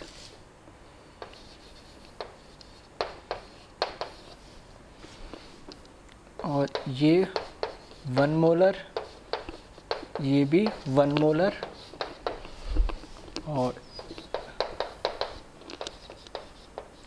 CH3Br ये भी 1 मोलर प्लस CH3O और ये दे दिया 2 मोलर, ठीक है। तो 3 क्वेश्चन दे दिए जिसमें 2-2 रिएक्शन है, तो आपको बताना है कि किस में रेट ऑफ रिएक्शन ज़्यादा होगी, ठीक है। प्रोडक्ट की बात ही नहीं कर रहा हूँ मैं तो सिर्फ, ठीक है, रिएक्टेंट प्लस उसके साथ न्यूक्लियोफाइल लिख दिया, कई सॉल्वेंट लिख दिया, तो कंपेयर करना है। फर्स्ट को देखिए, ये दोनों तो सेम है, इससे हम कंपेयर नहीं कर सकते। ये क्या है, न्यूक्लियोफाइल है, यहाँ ऑक्सीजन के ऊपर 2 लोन पेयर है या ऑक्सीजन के ऊपर 3 लोन पेयर है, क्योंकि इस पर क्या है, नेगेटिव चार्ज आ गया, ठीक है। तो अब रेट ऑफ रिएक्शन, सबस्ट्रेट तो सेम है, लिविंग ग्रुप भी सेम है, सॉल्वेंट नहीं दे रखा, तो किससे कंपेयर करूंगा मैं, न्यूक्लियोफाइल से। ये इसके न्यूक्लियोफाइल है या न्यूट्रल न्यूक्लियोफाइल है, और यहाँ पे चार्ज न्यूक्लियोफाइल है जिसमें नेगेटिव चार्ज है। तो जिसपे चार्ज होता है, नेगेटिव चार्ज होता है, वो कैसा होता है, स्ट्रॉन्ग न्यूक्लियोफाइल होता है। तो स्ट्रॉन्ग न्यूक्लियोफाइल होगा तो रेट ऑफ रिएक्शन SN2 की ज़्यादा होगी, ठीक है। इसमें चेक करें वापस से, substrate leaving group same, plus nucleophile यहाँ पे ऑक्सीजन के ऊपर नेगेटिव चार्ज है, सल्फर के ऊपर नेगेटिव चार्ज है, ठीक है। तो दोनों में अगर हम कंपेयर करें तो स्ट्रॉन्ग न्यूक्लियोफाइल कौन है, ऑक्सीजन, वीक न्यूक्लियोफाइल कौन है, सल्फर, ठीक है, क्योंकि ये ज़्यादा स्टेबल है, या मैं ऐसे बोल सकता हूँ ये वीक बेस है, ठीक है। अब स्ट्रॉन्ग न्यूक्लियोफाइल है, ऑक्सीजन इजीली डोनेट कर देगा, ठीक है, लेकिन यहाँ पे सॉल्वेंट हमें मेंशन कर रखा है। सॉल्वेंट कैसा है, पोलर प्रोटिक सॉल्वेंट, और पोलर प्रोटिक सॉल्वेंट की खास बात क्या होती है, वो एनायन को क्या कर देता है, सॉल्वेट कर देता है, उसका सॉल्वेशन कर देता है। मतलब जो जितना स्ट्रॉन्ग न्यूक्लियोफाइल होगा, जिसकी स्ट्रेंथ इतनी ज़्यादा होगी, ठीक है, उतना ही वो ज़्यादा क्या होगा, सॉल्वेट होगा, चारों तरफ से क्या हो जाएगा, हमारे पास सॉल्वेंट दे रखा है उससे सराउंड हो जाएगा, सॉल्वेशन कर देगा, तो वो और ज़्यादा बल्कि हो जाएगा और उसका मूवमेंट क्या हो जाएगा, धीरे हो जाएगा। तो सॉल्वेंट, जैसे इस केस में मुझे सॉल्वेंट नहीं दे रखा, तो मैंने डायरेक्टली बता दिया किसके, न्यूक्लियोफाइल के बेसिस में, क्योंकि स्ट्रॉन्ग न्यूक्लियोफाइल है, ठीक है। इसमें स्ट्रेंथ ऑफ न्यूक्लियोफाइल से हमें चेक करा, इसमें क्या दे दिया, पोलर, ठीक है। रीजन में लिख दे रहा हूँ, लेकिन आदत डालोगी खुद से, ठीक है। हर क्वेश्चन में अगर तुम्हें समझने में या बाद में याद रखने में दिक्कत हो तो रीजन लिखते चला करो साइड बाय साइड, ठीक है। 1 लाइन 2 लाइन 3 लाइन में जैसा जितना मैं एक्सप्लेन करता हूँ पूरे से समझ में आ जाता है तो पूरा लिखो, या थोड़े में हिंट में समझ में आ जाएगा तो हिंट लिख लो, कुछ भी लिखो, ठीक है। तो थोड़ी आदत डालो ताकि बाद में जब 6 महीने बाद 1 साल बाद जब आप देखो एग्जाम में तो आपको पता तो चले कैसे हमने कंपेयर करा, ठीक है। तो पोलर प्रोटिक सॉल्वेंट है, तो ये क्या करता है, polar protic solvent solvate nucleophile, ठीक है। न्यूक्लियोफाइल को सॉल्वेट कर देगा, तो जितना स्ट्रॉन्ग न्यूक्लियोफाइल होगा, ठीक है, स्ट्रॉन्ग न्यूक्लियोफाइल होगा उतना ही ज़्यादा क्या करेगा, सॉल्वेट करेगा, तो न्यूक्लियोफिलिक स्ट्रेंथ, जो न्यूक्लियोफिलिसिटी वो क्या हो जाएगी, कम हो जाएगी। तो इस केस में जो वीक न्यूक्लियोफाइल है उसकी रेट ऑफ रिएक्शन ज़्यादा होगी, क्यों, क्योंकि वो एटलीस्ट जा तो पाएगा इजिली वहाँ पर, क्योंकि स्ट्रॉन्ग वाला तो इतना बल्कि हो जाएगा, चारों तरफ से सराउंड हो जाएगा, तो वो रिएक्ट करना थोड़ा मुश्किल हो जाएगा। 7th में देखिए, फर्स्ट रिएक्शन में CH3Br साथ में कंसंट्रेशन दे दी 1 मोलर, यहाँ पे भी CH3Br 1 मोलर, तो ये तो हुआ लिविंग ग्रुप कंसंट्रेशन उसकी, और साथ में लिविंग ग्रुप भी सेम है। यहाँ पे न्यूक्लियोफाइल भी सेम है दोनों में, यहाँ कंसंट्रेशन 1 मोलर है, यहाँ कंसंट्रेशन 2 मोलर है। तो लेकिन हमने पढ़ा है कि SN2 में जो रेट लो के अंदर क्या होता है, न्यूक्लियोफाइल की कंसंट्रेशन को भी हम कंसिडर करते हैं, मतलब न्यूक्लियोफाइल की कंसंट्रेशन जितनी ज़्यादा होगी रेट ऑफ रिएक्शन भी क्या होगी, उतनी ही ज़्यादा होगी, ठीक है। तो यहाँ पर कंसंट्रेशन ऑफ न्यूक्लियोफाइल से हमने कंपेयर करा है, तो यहाँ पर 2 मोलर है जबकि यहाँ 1 मोलर है, तो रेट ऑफ रिएक्शन सेकंड की ज़्यादा होगी, ठीक है। तो एक बार इसको वीडियो को पॉज कर ले और कॉपी कर ले।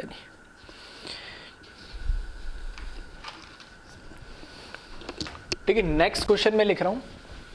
अभी तक हमने सिर्फ सबस्ट्रेट, लिविंग ग्रुप या सॉल्वेंट के बेसिस पे हमने क्वेश्चंस करे थे। अब मैं क्वेश्चन लिख रहा हूँ जिसमें मैं प्रोडक्ट बनाने हैं, ठीक है, प्रोडक्ट बनाना है इसमें। तो क्वेश्चन लिख रहे, write the product of given equations, क्या, write the product of given SN2 equation, ठीक है, स्पेसिफिक लिख लेना SN2।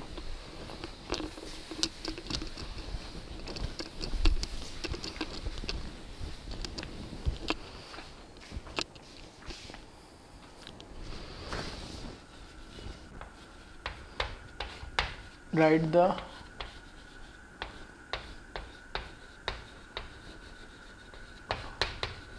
product of SN2 reaction. First हमें दे दिया इसने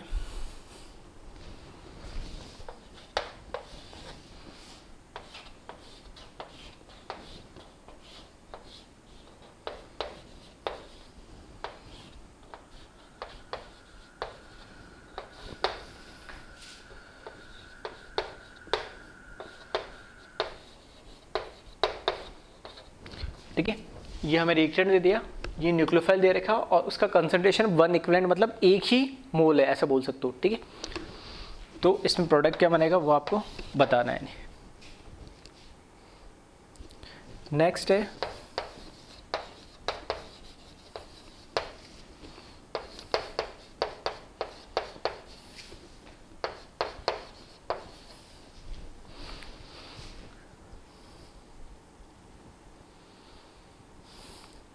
ठीक है, सेम इसमें भी क्या है, एक OH माइनस दे दिया और एक इक्विवेलेंट इसका मॉलिक्यूल दे दिया, तो बताना प्रोडक्ट क्या बनेगा इस केस में। तो देखिए फर्स्ट वाला, देखिए इसमें फर्स्ट वाले में क्या है, देखो एक इक्विवेलेंट मतलब एक ही मोल मेरे पास न्यूक्लियोफाइल का है, मतलब एक ही न्यूक्लियोफाइल अटैक करेगा तो एक ही जगह से एक लिविंग ग्रुप निकलेगा। अब यहाँ पे ब्रोमीन लिविंग ग्रुप है और इधर भी ब्रोमीन लिविंग ग्रुप है। तो अब देखने वाली बात ये है कि कौन सा ब्रोमीन, ठीक है, यहाँ से लीव करेगा, यानी ठीक है एज ए लिविंग ग्रुप कौन सा, ठीक है, ब्रोमीन निकलेगा। तो एक बार थोड़ा सा सोचे वीडियो को पॉज करके, ठीक है। आई थिंक कई बच्चों ने समझ आ गया होगा। ये ब्रोमीन को देखोगे तो यहाँ पर क्या है, ये 2 डिग्री कार्बन है। ये वाला जो ब्रोमीन है वो क्या है, 3 डिग्री कार्बन है। तो जब न्यूक्लियोफाइल अटैक करेगा तो वहां अटैक करता है सबस्ट्रेट पे जहां पर, ठीक है, या रेट ऑफ रिएक्शन वहां ज्यादा होती है जहां पे बल्कीनेस कम होती है, ठीक है, लेस क्राउडिंग वाला एरिया होता है। तो यहाँ पे 3 डिग्री वाले में क्राउडिंग ज्यादा होगी, 2 डिग्री वाले में क्राउडिंग कम होगी। तो एक ही मॉलिक्यूल तो बेटर क्या करेगा, यहाँ जाना पसंद करेगा। तो इससे जो प्रोडक्ट मिलेगा, ठीक है, इससे जो प्रोडक्ट मिलेगा वो यहाँ पर आ जाएगा OH और यहाँ पर ये Br एज इट इज रहेगा, ठीक है।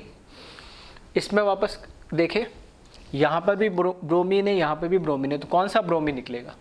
तो फिर से देख सकते हो इस ब्रोमीन के ऊपर क्या है, 3 लोन पेयर है, यहाँ पर भी क्या है 3 लोन पेयर है। लेकिन ये वाला जो ब्रोमीन है डबल सिंगल लोन पेयर, ठीक है, कॉन्जुगेशन होगा यहाँ पे, रेजोनेंस की वजह से यहाँ पर क्या आ जाएगा, डबल बॉन्ड कैरेक्टर होगा इस बॉन्ड में, ठीक है, double bond character, DBC short में लिख दे रहा हूँ, ठीक है, डबल बॉन्ड कैरेक्टर है। जबकि यहाँ पर क्या होगा, प्योर सिंगल बॉन्ड होगा। तो यहाँ से ब्रोमीन हटना चाहेगा इजिली, वहाँ रेट ऑफ रिएक्शन क्या होगी, ज़्यादा होगी। तो OH CH2 CH double bond CH Br, ठीक है, साथ में यहाँ पे एक Br माइनस निकल जाएगा, प्लस साथ में यहाँ पे भी एक Br माइनस निकल जाएगा, ठीक है। इस तरीके से आपको क्वेश्चंस अटेम्प्ट करने। नेक्स्ट देखिए, इसमें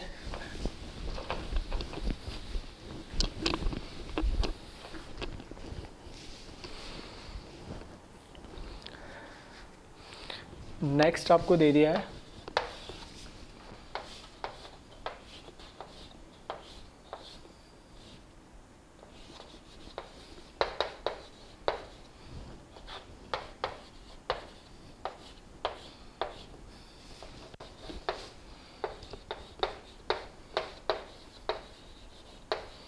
ठीक है, वापस से 1 इक्विवेलेंट है और आपको बताना है क्या प्रोडक्ट इससे बनेगा या नहीं।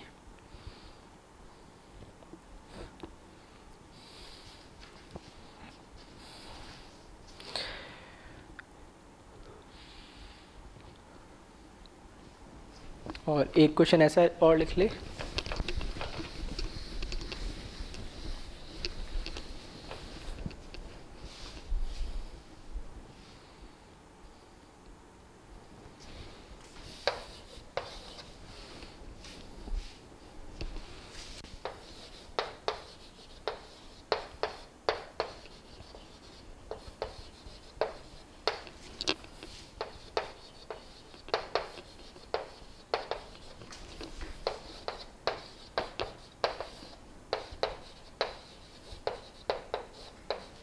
ठीक है, दोनों में बताएं प्रोडक्ट क्या बनेंगे। थर्ड वाले में देखें तो एक ये ब्रोमीन है, एक ये ब्रोमीन है, ठीक है। तो ब्रोमीन देखोगे तो यहाँ पर वापस से मैं बात करूँ तो इसके ऊपर क्या होंगे, 3 लोन पेयर होंगे। तो इसके साथ क्या, डबल सिंगल लोन पेयर के साथ क्या होगा, रेजोनेंस करेगा। रेजोनेंस करेगा तो यहाँ पे डबल बॉन्ड कैरेक्टर होगा, डबल बॉन्ड कैरेक्टर होगा तो ये बॉन्ड स्ट्रांग होगा, इसको तोड़ने के लिए ज़्यादा एनर्जी चाहिए होगी, जबकि यहाँ पर ऐसा कुछ नहीं है, ठीक है। तो यहाँ से Br इजीली क्या कर जाएगा, निकल जाएगा नहीं, ठीक है। कुछ लोग के दिमाग में आ रहा होगा कि सर ये 2 डिग्री है और ये क्या है 1 डिग्री है, तो ये ज़्यादा, वो ठीक है, लेकिन 1 डिग्री 2 डिग्री से ज़्यादा इफेक्ट कौन सा होता है, रेजोनेंस। रेजोनेंस से क्यों, क्योंकि वहाँ पे बॉन्ड की एनर्जी बढ़ गई, जिस लिविंग ग्रुप को निकलना है उसकी स्ट्रेंथ ही, बॉन्ड की स्ट्रेंथ ही बढ़ गई है, तो ऑब्वियस सी बात है उसमें टाइम तो लगना है उसको बॉन्ड को तोड़ने के लिए। और ऐसे केस में वहाँ पे अगर एनर्जी बढ़ गई तो आपको रेट ऑफ रिएक्शन भी क्या हो जाएगी, वहाँ पे कम हो जाएगी, क्योंकि जो बॉन्ड नया बनेगा उससे एनर्जी भी क्या होगी, फिर कम रिलीज होगी। तो यहाँ पे CH2 और क्या आ जाएगा, SH आ जाएगा, ये Br एज इट इज। इस केस में देखें लिविंग ग्रुप यहाँ पे भी Cl है, लिविंग ग्रुप यहाँ पे भी Cl है, ये भी 1 डिग्री है कार्बन जिससे अटैच्ड है, ये भी 1 डिग्री जिससे कार्बन अटैच्ड है, ठीक है। तो फिर कैसे चेक करोगे, ठीक है। तो मैंने बताया था जब ऐसा हो जाए तो आपको चेक करना उसके नेक्स्ट, तो इससे अगला देखोगे तो ये 3 डिग्री है, इससे अगला देखोगे तो ये 2 डिग्री है। तो मोर स्टेरिक कौन सा होगा, इसके इस साइड से, मतलब जब इस क्लोरीन पे, ये क्लोरीन जब एज ए लिविंग ग्रुप यहाँ जाएगा, ठीक है, तो न्यूक्लियोफाइल इधर से अटैक करेगा उसको, जब अटैक करेगा इस कार्बन के ऊपर तो ये बड़ा ग्रुप सामने आएगा पहले, जबकि जब इस क्लोरीन पे अटैक कर रहा होगा तो इस कार्बन पे जब आएगा ये निकलेगा तो इसमें ये वाला ग्रुप आएगा। तो मतलब जहाँ पे जिस कार्बन से लिविंग ग्रुप लगा हुआ है उस कार्बन पे देख लो, उस पे अगर सेम हो तो उससे नेक्स्ट पे देख लो, उससे नेक्स्ट सेम हो तो फिर इस तरीके से 1 बाय 1 बढ़ते चलो। तो इसका नेक्स्ट 3 डिग्री है और इसका नेक्स्ट क्या 2 डिग्री, तो ज़्यादा स्टेरिक क्राउडिंग यहाँ पर होगी, तो ये क्लोरीन लीव ना करके कौन सा ये वाला क्लोरीन निकलेगा। तो इससे जो प्रोडक्ट मिलेगा, ठीक है, वो मिलेगा Cl CS2 CS3 CS3 CS2 CS2 और यहाँ पर SH, ठीक है। यहाँ पे OH दे रखा है, मैंने SS लिख दिया, इसको सही कर लेना, ठीक है, OH। तो इस तरीके से आपको प्रोडक्ट्स इसमें बनाने हैं। एक लास्ट टाइप का जो क्वेश्चन है स्टीरियो केमिस्ट्री से रिलेटेड है, ठीक है। तो स्टीरियो केमिस्ट्री से रिलेटेड जो क्वेश्चन होते हैं उसको कैसे बनाएंगे, ठीक है, इनको एक बार कॉपी कर लेना। क्वेश्चन भी मैं चेंज कर लेता हूँ। स्टीरियो केमिस्ट्री कैसे, हमें पता है कि SN2 में क्या होता है, जब न्यूक्लियोफाइल अटैक करता है, ठीक है, तो वहाँ पर उसका क्या हो जाता है, इन्वर्जन हो जाता है, ठीक है। क्या हो जाता है, इन्वर्जन हो जाता है। तो इन्वर्जन होता है तो वो अपने डायरेक्शन जो होता है, पोजीशन, वो क्या होता है, चेंज कर लेता है। नहीं, जिस डायरेक्शन में लिविंग ग्रुप लगता है, लगा हुआ होता है, उसके अपोजिट डायरेक्शन से क्या करता है, वो अटैक करता है। क्वेश्चन लिख लेना, right the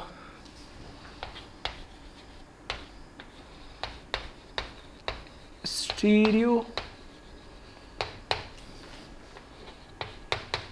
chemistry product of SN2 reaction, ठीक है। यहाँ तुम्हें थोड़ा सा क्वेश्चन इजी रखे, समझ में आए, इसलिए मैंने स्पेसिफिक स्टीरियो केमिस्ट्री लिख दिया। ऐसा कोई ज़रूरी नहीं है कि हर बार तुम्हें लिखा हुआ हो, ठीक है, कि स्टीरियो केमिस्ट्री बनाओ, लेकिन हाँ वहाँ पर प्रोडक्ट देख के पहचान सकते हो, ऑप्शन देख के पहचान सकते हो कि हाँ ये स्टीरियो केमिस्ट्री वाला बना रहा है, ठीक है। सबसे सिंपल से स्टार्ट करते हैं। फिशर प्रोजेक्शन में लिखा हुआ है CS3Cl HD OH माइनस, तो इसके रिएक्शन कराएंगे तो प्रोडक्ट क्या बनेगा ये हमें बताना है। नेक्स्ट देखिए,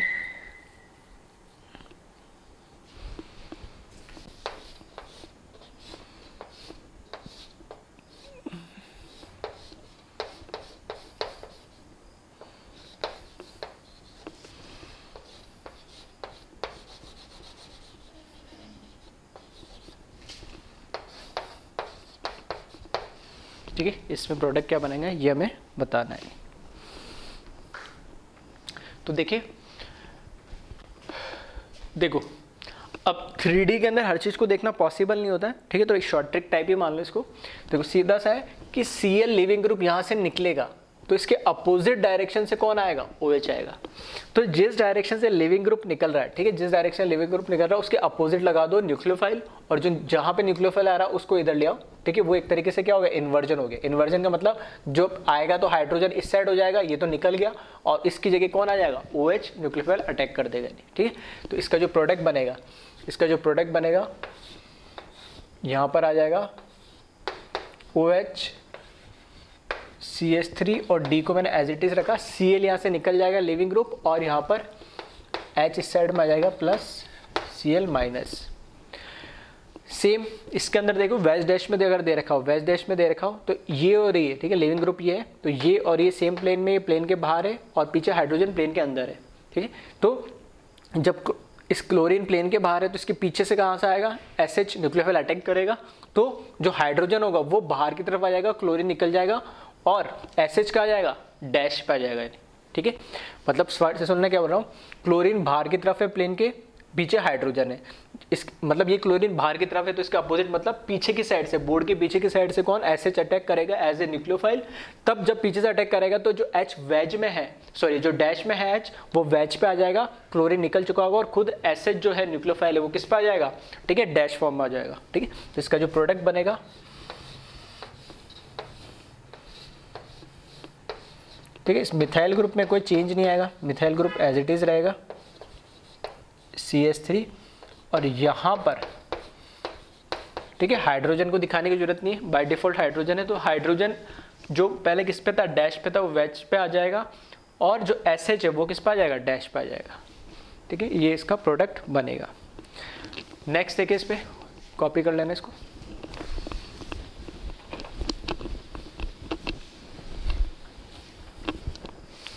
ठीक है, फिशर प्रोजेक्शन में अगर हम बात करें, ठीक है, दो अगर हमें क्या दे रखो, तो यहां देखिए CH3HD, और चलो एक बार सिंपल ले लेते इसको, Cl, और इसको भी CH3 ले लिया, और ये H ले लिया। ठीक है, तो अब इसमें आपको बताना है, ठीक है, अब इसमें बताना है, इसकी रिएक्शन करा दी किसी भी न्यूक्लियोफाइल से, ठीक है, OH- से इसकी रिएक्शन करा दो, तो प्रोडक्ट क्या बनेगा। और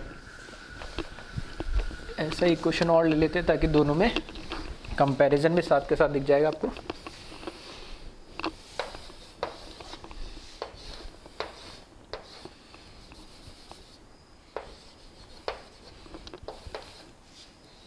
ठीक है, डी लगा दिया, सॉरी यहाँ पर अब क्या करें हम, इस बार जो लिविंग ग्रुप है, ठीक है, इसको मैंने यहाँ लगा दिया Cl, ये H है, ये D है, और यहाँ पर ठीक है, यहाँ पर D लगा दो और यहाँ पर H लगा दो, सेम। ठीक है, दोनों के प्रोडक्ट बनाए, एक बार वीडियो पॉज करके क्या क्या प्रोडक्ट बनेंगे। अब ध्यान से सुनना मैं क्या कह रहा हूँ, जिन लोगों ने बना लिया वेरी गुड। देखो, इन्वर्जन का मतलब क्या है कि बॉन्ड ने अपनी क्या है डायरेक्शन को चेंज कर लिया जो बॉन्ड था। अब यहाँ पर क्या है, ये है मेरा क्या, लिविंग ग्रुप। ये लिविंग ग्रुप मतलब इस कार्बन पर अटैक होगा, ये तो निकल जाएगा, और इसके अपोजिट मतलब यहाँ से अटैक होगा, जैसा अभी देखा था हमने एक सिंगल बॉन्ड वाले में। अब इसमें दो आगे मल्टीपल वाले आगे इसमें फिशर में, तो इसमें CH3 ये एज इट इज रहेगा, ये CH3 एज इट इज रहेगा, इसमें कोई चेंज नहीं है, ये H और D एज इट इज रहेगा, इसमें कोई चेंज नहीं। जहां हमारा लिविंग ग्रुप है उसके अपोजिट डायरेक्शन से हमारा क्या आएगा, न्यूक्लियोफाइल आएगा, तो ये अपोजिट डायरेक्शन में आ गया, और ये H का जाएगा इस साइड आ जाएगा, ये इसका इन्वर्जन हो गया नहीं, ठीक है, प्लस Cl माइनस निकल जाएगा। अब इस केस के अंदर, सेकेंड केस के अंदर Cl इस बार का लगा दिया मैंने, बॉटम में लगा दिया। दो तरीके इस क्वेश्चन को सॉल्व करने के। पहला तरीका तो क्या, क्योंकि यहाँ पे इन्वर्जन कैसे शो करोगे, ठीक है, इस कार्बन पे यहाँ पे इन्वर्जन कैसे शो करोगे, थोड़ा मुश्किल होता है। तो पहला ऑप्शन तो ये कि क्लोरीन को मैं लेफ्ट या राइट इन दोनों में से कहीं पे भी ले आऊँ, और वो कैसे लेके आ सकते हैं हमें पता है, इंटरचेंज करके। यानी ये मॉलिक्यूल एज इट इज रहे, इसका कॉन्फिगरेशन चेंज ना हो, सेम मॉलिक्यूल रहे, तो मैं क्या करूँ, दो इंटरचेंज करूँ। अगर मैं एक इंटरचेंज करूँगा तो हमारा कॉन्फिगरेशन चेंज हो जाएगा, मॉलिक्यूल चेंज हो जाएगा। तो दो इंटरचेंज करना है, तो दो कैसे, एक बार इन दोनों को आपस में चेंज कर दूँ और फिर इन दोनों को चेंज कर दूँ, या इन दोनों को चेंज करूँ या इन दोनों को चेंज कर दो। फिर दो इंटरचेंज कैसे भी करना है, इस कार्बन पे दो इंटरचेंज करने हैं। और कैसे हो सकता है कि पहले मैं इंटरचेंज इन दोनों को कर दूँ, ठीक है, फिर बाद में इन दोनों को कर दूँ जो हो रहा है, मतलब कैसे भी करके दो इंटरचेंज करना है। और हमें क्या करना है, क्लोरीन को इधर, ठीक है, हॉरिजेंटल पोजीशन पे लाना वर्टिकल से, पहला तरीका ये। दूसरा, आप इतना भी नहीं करना चाहते हो तो देखना, अगर मैं यहाँ से डायरेक्ट क्लोरीन हटा के, ठीक है, अगर मैं यहाँ से डायरेक्ट क्लोरीन हटा के और इन दोनों को एक्सचेंज कर दूँ, यहाँ पे क्लोरीन हटा के मैंने क्या करा, OH माइनस लगाया, OH माइनस लगाया, और ठीक है डायरेक्ट यहाँ से OH माइनस लगाया और एक इन दोनों को इंटरचेंज कर दिया, तो प्रोडक्ट बना के देखना और ठीक है, तो दोनों को प्रोडक्ट बना के देखना, और दूसरा तरीका जो मैं बता रहा हूँ वैसे बना के देखना। ठीक है, मैं क्या देखो डायरेक्ट आंसर लिख रहा हूँ और मैं जो कह रहा हूँ उसको समझना ध्यान से। ये बना इधर CH3, ये H, ये D। मैं डायरेक्ट कर रहा हूँ इसको, दो इंटरचेंज नहीं कर रहा हूँ। दो इंटरचेंज क्यों नहीं कर रहा हूँ, मैं बोल रहा हूँ इस क्लोरीन की जगह मैंने क्या लगा दिया, OH माइनस लगा दिया डायरेक्ट। यहाँ पे मैं लगाया OH माइनस, न्यूक्लियोफाइल लगा दिया, और इन दोनों को आपस में एक बार इंटरचेंज कर दे रहा हूँ। ये H और ये D लगा दिया मैंने, प्लस Cl माइनस। ठीक है, अब ये तुम खुद करके देखना, जो मैं कन्वेंशनल मेथड बता रहा हूँ कि Cl को हॉरिजॉन्टल पोजीशन पे ले जाए और फिर इसका आंसर चेक करे। ठीक है, और एक जो मैंने डायरेक्ट करा, क्या इससे आंसर सेम आ रहा है या नहीं आ रहा है। ठीक है, आंसर बिल्कुल सेम आएगा। क्यों, क्योंकि इस बार मैंने क्या करा, पहले तो मैं दो काम करता, मतलब दो इंटरचेंज करके क्लोरीन को कहीं भी लेफ्ट राइट ले जाता, फिर उसके बाद जहाँ पे भी क्लोरीन लगा हुआ है, ठीक है, जहाँ पे भी क्लोरीन लगा हुआ है उसके अपोजिट में क्या करता, न्यूक्लियोफाइल ऐड करता, और न्यूक्लियोफाइल के अपोजिट वाले को उस दूसरे डायरेक्शन में ले जाता। ठीक है, अगर मेरे को ऑप्शन में अगर वो जो न्यूक्लियोफाइल इधर ना दे के कहाँ दे देता, वर्टिकल पे दे देता, तो फिर मुझे क्या करना पड़ता, उसमें वापस से दो इंटरचेंज करने पड़ते और उसको कहाँ लाना पड़ता, वर्टिकल पे लाना पड़ता। तो ये तुम्हारा तरीका है, तुम कैसे करो यानी। ठीक है, तो मैंने दोनों तरीका बता दिया, और वेरीफाई कर सकते हो मैंने जो बताया वैसे। मैंने क्या करा, देखो हो क्या रहा है, लीविंग ग्रुप को मैंने निकाला, ठीक है, उसकी जगह मैंने न्यूक्लियोफाइल लगा दिया और एक इंटरचेंज कर दिया। ठीक है, क्यों एक ही इंटरचेंज क्यों करा, क्योंकि जब मैं ओरिजिनली दो इंटरचेंज करूंगा, फिर क्लोरीन जो लगा होगा उसके अपोजिट डायरेक्शन में OH लगाऊंगा, मतलब न्यूक्लियोफाइल लगाऊंगा, तो एक तरीके से वो अपने आप एक इन्वर्जन के फॉर्म में एक इंटरचेंज अपने आप हो गया। यानी आ रही मेरे बात समझ में, एक इंटरचेंज तो इन दोनों को करा, और जिस डायरेक्शन में लगा होगा उसके अपोजिट डायरेक्शन में OH आएगा, तो एक इंटरचेंज वो होना चाहिए था, तो वो डायरेक्ट हो जाएगा। क्यों, क्योंकि इन्वर्जन हो रहा है। ठीक है, और मेरा ये जो मैंने बोला है सारी बातें नहीं समझ में आए, कोई दिक्कत नहीं, परेशान होने की जरूरत नहीं है। जो मैं बता रहा हूँ, दो इंटरचेंज करना, क्लोरीन को लेफ्ट राइट ले जाना, और फिर जैसे मैं इनमें कर रहा हूँ वैसे करके देख लेना, आंसर तुम्हें सेम मिलेगा। और सेम कैसे मिलेगा, OH अगर जब लेफ्ट राइट रहोगे तो आइदर OH इधर आएगा या इधर आएगा, कोई दिक्कत नहीं। फिर जब उसको वापस तुम्हें वर्टिकल पे लाना हो तो वापस दो इंटरचेंज करने होंगे, और तब फाइनल वेरीफाई कर लेना ये प्रोडक्ट बन रहा है या नहीं बन रहा है। ठीक है, इसी तरीके से फिशर प्रोजेक्शन के अलावा, ठीक है, शॉर्ट्स में अगर हमें दे दिया तब कैसे हम इन्वर्जन प्रोडक्ट बनाएंगे इसका, उसका भी एक क्वेश्चन देख लें।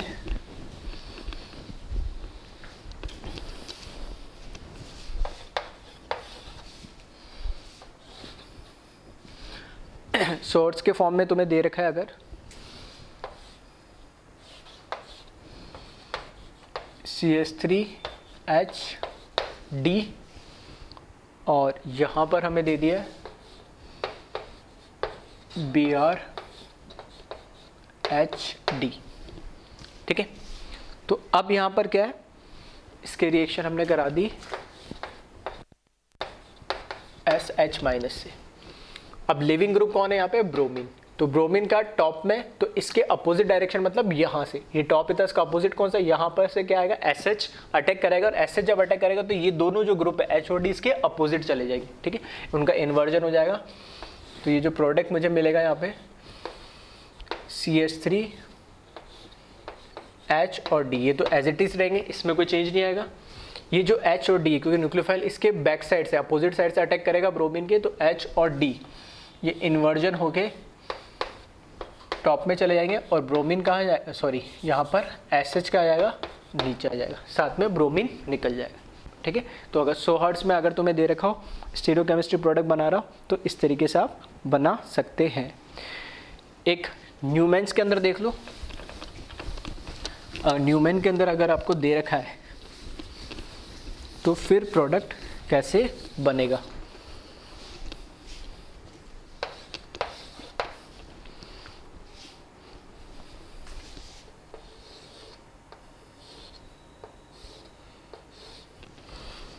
ठीक है, न्यूमेन के अंदर तुम्हें दे रखा है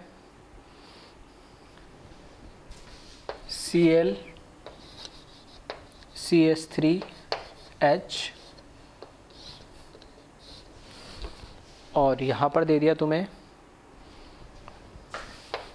DCH3H। ठीक है, इसका तुम्हें प्रोडक्ट बनाना है। तो Cl एक ही लिविंग ग्रुप है यहाँ पे, तो लिविंग ग्रुप टॉप में दे रखा है, तो इसके जो फ्रंट वाला कार्बन है उसके कहाँ बॉटम से कहाँ करेगा, OH माइनस अटैक करेगा, जैसे इस केस में। तो जब OH माइनस बॉटम से अटैक करेगा इस पर, तो जो CH3 और H है ये कहाँ चले जाएंगे, ऊपर की तरफ चले जाएंगे इन्वर्जन होके, ठीक है। तो यहाँ पे जो हमें प्रोडक्ट मिलेगा,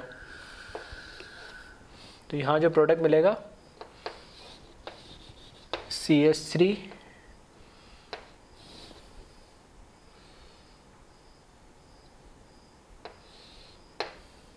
ठीक है, यहाँ पे CH3 और यहाँ पर पहले से क्या दे रखा था, D दे रखा था, और यहाँ पर क्या दे रखा था, H दे रखा था। जब ये इन्वर्जन होंगे तो ये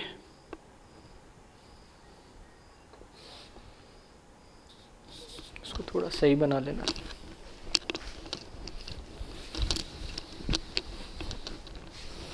ठीक है। इन्वर्जन होंगे तो इस तरीके से बन जाएगा,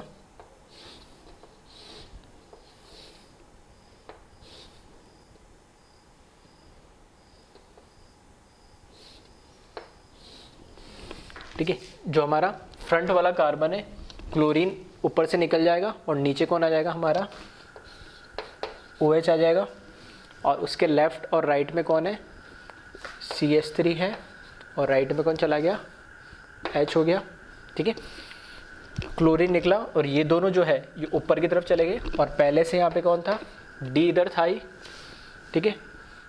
CH3 भी यही था और H यहाँ था, ठीक है। तो इस तरीके से इसका इन्वर्जन प्रोडक्ट बन जाएगा। तो हर टाइप के क्वेश्चन इसमें मैंने कवर कर लिए, ठीक है। अब जो क्वेश्चंस बनते हैं कुछ इसके कंपैरिजन के बनते हैं SN1 और SN2 के, ठीक है। SN1 और SN2 में हम कंपैरिजन करेंगे, तो उसको हम देखेंगे नेक्स्ट लेक्चर में, ठीक है। तो एक बार इस वीडियो लेक्चर को ध्यान से देखिए, कैरेक्टरिस्टिक SN1 और SN2 दोनों की याद होनी चाहिए सारी, तभी आप कंपेयर कर पाओगे, ठीक है। और क्वेश्चंस एक बार फिर से देख लें।